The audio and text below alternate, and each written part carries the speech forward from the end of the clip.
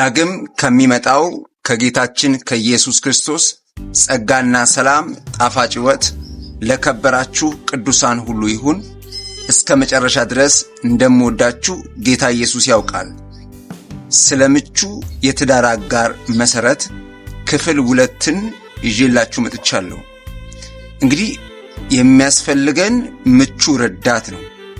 እግዚአብሔርም ከመጀመሪያው የመሰረተው ምቹ ረዳት ነው። ሰው እግዚአብሔር የመሰረተለትን ምቹ ረዳት ሊያጣ ይችላል። ምቾቱን በትክክልና በአግባብ በእግዚአብሔር ሐሳብና ምክር መጠበቅ ካልቻለ እግዚአብሔር የሰጠውን ምቾት እንዲሁ የሰጠውን ምቾት ሊያጣው ይችላል። እንዴት ምቹ ረዳትነትን እንጠብቅ? እንዴትስ እንንከባከብ? እንዴትስ እንያዘው? የሚለውን ለመመልከት እንሞክራለን። እንግዲህ አዳምና ሔዋንን ስንመለከታቸው እግዚአብሔር ወንድ ሴት አድርጎ ብቻ ሳይሆን የፈጠረው ምቾታቸውንም የሚጠብቁበት መመሪያም ጭምር በመካከላቸው አስቀምጧል። ስለዚህ እኛ አሁን ያለው ትውልድ ላይም የፍቅር ሕግ፣ የፍቅር መመሪያ ሰው ትዳሩን የሚጠብቅበት፣ ራሱን የሚጠብቅበት፣ የሚያኖርበት መመሪያ ተቀምጧል። እንግዲህ በዛ መመሪያ መሰረት እኛም ያለነው ያገባም ደግሞ ገናም ያላገባም ወደ ጋብቻ ወይም ጮኝነት ውስጥ ያለ ሰው እንዴት ባለ መንገድ ትዳሩን መጠበቅ አለበት፣ እንዴት ባለ መንገድ መግባት አለበት የሚለውን ነገር የምንመለከትበት ይሆናል። ሙሽሮች ሲጋቡ የቃል ኪዳን ስርዓት ሲፈጽሙ አንድ ነገር ይናገራሉ። በደስታና በሐዘን በመከራና በችግር እስከ ሞት ድረስ አብሬያት ልሆን አብሬው ልሆን ምናምን ይባላል። የሚገርማችሁ ነገር ግን ደስታ ብቻ ሲኖር ኃላፊነት የሚሰማቸው ሰዎች አሉ። የሆነ ምቹ ነገር ሲታያቸው ብቻ እዚህ ላይማ እኔ እኮ ነኝ ምናምን የሚሉ ሰዎች አሉ።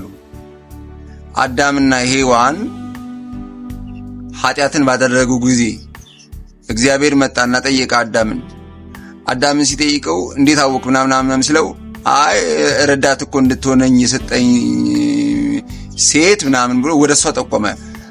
መከራ ሲመጣ ሰው ኃላፊነት አይወስድም። ችግር ሲመጣ ኃላፊነት አይወስድም። እኔ ነኝ ይቅርታ የሰራሁት እኔ ነኝ፣ የበደልኩት እኔ ነኝ፣ ያሳዘንኩት እኔ ነኝ፣ ክፍተት ያመጣሁት እኔ ነኝ አይልም። እግዚአብሔር ደግሞ ወደ ሴቷ ሄደ። ሴቷን ሲጠይቅ ሴቷ ደግሞ ምን አለችው? እባብ አሳተኝና በላሁ ምናምን አለች። ሁሉም ኃላፊነትን ይሸሻል። ድካምንም መቀበል ያስፈልጋል። ምቹ የትዳር አጋር ወይም ምቹ የትዳር አጋር ሆኖ በአንድ ቤት ውስጥ ለመኖርም ኃላፊነት መውሰድ ያስፈልጋል። ድካምን እኔ ነኝ ደካማ ማለት ያስፈልጋል። ለዚህ ክፍተት እኔ ነኝ ችግሩ፣ ለዚህ ብርቱ ጎን እኔ ነኝ። ኃላፊነት ውሰዱ። ኃላፊነት መውሰድ የማይችሉ ሰዎች ፍቺው እንደዚህ አፍ ከፍቶ ነው የሚመጣው። ስለዚህ አዳምና ሔዋን የነበራቸው በመካከላቸው የነበረ የፍቅር ሕግ ባለመቀበላቸው፣ ባለማድረጋቸው፣ ባለመሆናቸው ምክንያት ለተፈጠረው ችግር ደግሞ ለዛ ችግር ኃላፊነትን አልወሰዱ። በግል እኔ ነኝ አላሉም። እሱ ነው እሷ ናት የሚል ነበረ። ሆኖም ሳለ ግን ምቹ የትዳር አጋርን ለማቋቋም፣ ለመኖር፣ ለማስኬድ፣ ለመጠበቅ ኃላፊነትን ለመውሰድ የተዘጋጀ ሰው መሆን አለበት ወይም ሴት መሆን አለባት። በቃ መዘጋጀት።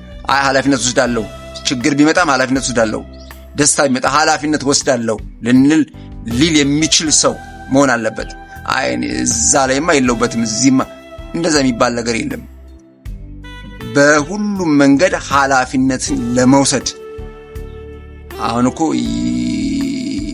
እሷን የበደለችው ይባባላሉ ተጋብተውም። እንደዛ የሚባል ነገር የለም። በቃ ራስን መቀበል፣ ራስን ማዘጋጀት ለዛ ነገር። እንግዲህ ብዙ አይነት ኃላፊነቶች አሉ። መንፈሳዊ ኃላፊነት አለ፣ የስሜት የልብ ኃላፊነት አለ፣ ማህበራዊ ኃላፊነት ይኖራል፣ የገንዘብ የቤት ኃላፊነት ይኖራል። ዛሬ ግን የምንመለከተው የፍቅር ኃላፊነትን እንመለከታለን። ቅድም ከተመለከትነው ባሻገር የፍቅር ኃላፊነትን ልንመለከት ይገባል።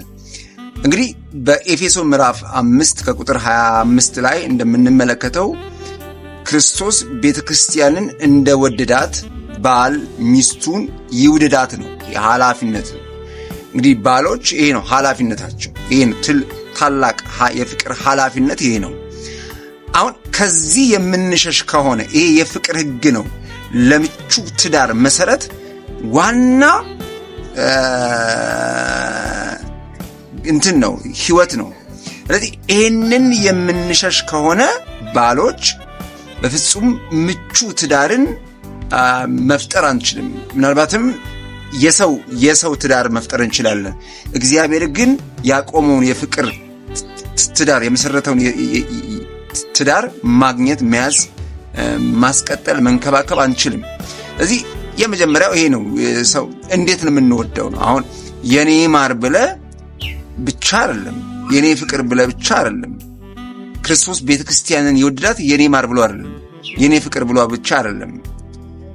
የወደዳት ነፍሱን በመስጠት ነው። አሁን እኮ በዓለማችን ላይ ፍቺዎቻችን ሚስጥራቸው ምንድነው ታውቃላችሁ? አልሞትም ባይነት ነው። አልሞትም፣ እኔ ለሷ ማን ነኝ የምሞተው፣ እኔ ለሱ ማን ነኝ የምሞተው የሚባል አይነት ትርጉም ነው። መሞት አለባችሁ። ለጥቃቅን ነገር መሞት ያቀታችኋል። ለጥቃቅን ነገር ይሄ እኮ በነፍስ እኮ መሞት አይደለም። በቃ ፈቃዳችሁን መተው አትፈልጉም። ምርጫችሁን መተው አትፈልጉም። የኔ ምርጫ ካልሆነ፣ የኔ ሐሳብ ካልሆነ፣ የኔ እንትን ካልሆነ፣ እኔ የምትሉት ነገር የትም አያደርሳችሁም። ፍርድ ቤት ነው የሚያደርሳችሁ። ፍርድ ቤት ነው የሚያደርሳችሁ ካልተዋችሁ። ባሎች ክርስቶስ ቤተክርስቲያንን እንደወደዳት ለመውደድ ዝግጁ ካልሆናችሁ ፍርድ ቤት የምትገኙት። አልወድም እንደዛ የሚባል ፍቅር የለም ካላችሁ ፍርድ ቤት ነው የምትገኙት። ከሚስት የሚጠበቅባት ነገር አለ። ነገር ግን የፍቅርን ሕግ መከተል ይኖርብናል። ኃላፊነት ፍቅር ለመስጠት ኃላፊነት ልንወስድ ይገባል። ፍቅር ለመስጠት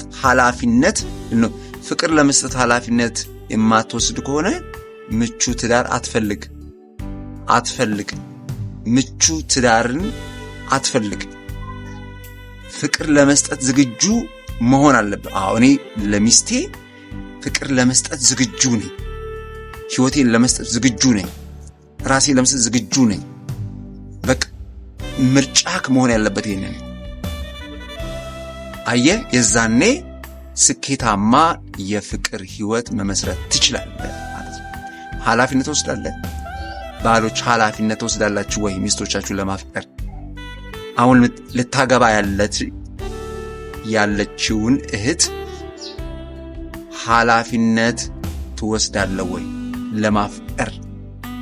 አግብታችሁም ያላችሁ አሁን ያላችሁን ትዳር ለማጽናት፣ ለማቆየት፣ ለመንከባከብ ኃላፊነት እየወሰዳችሁ ነው ወይ? ይሄ ትልቅ ጥያቄ ነው። ስለዚህ ኃላፊነትን ውሰዱ፣ ፍቅራችሁን አስቀጥሉ። እግዚአብሔርም ደግሞ ትዳራችሁን ይባርካል።